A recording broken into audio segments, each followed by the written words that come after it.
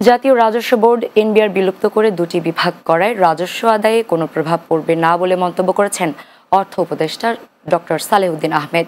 মঙ্গলবার দুপুরে সচিবালয়ে ক্রয় সংক্রান্ত উপদেষ্টা কমিটির বৈঠক শেষে তিনি একথা জানান। অর্থ উপদেষ্টা আরও বলেন, এনবিআর বিলুপ্ত করা হয়নি, বরং কাজ সহজ করতেই এটিকে দুই ভাগে ভাগ করা হয়েছে। এছাড়া আগামী বছর রাজস্ব আহরণে কোনো ঘাটতি হবে না, বরং রাজস্ব আদায় আরও বাড়বে বলে দাবি করেন অর্থ উপদেষ্টা। এ সময় সাংবাদিকদের প্রশ্নের জবাবে তিনি বলেন, বড় ঘাটতি নিয়ে ব্যাংক থেকে বড় অঙ্কের ঋণ নিয়ে বা টাকা ছাপিয়ে সরকার বাজেট দেবে না। বাজেটটাকে তো আমরা একটু বাস্তবায়ন করব, একটু বিরাট একটা গ্যাপ নিয়ে আর করব না।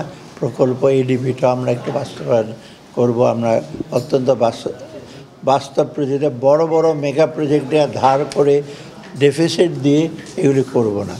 এনবিআরের আপনার করার চিন্তা করার দুশ্চিন্তা করার কোনো কারণ নেই।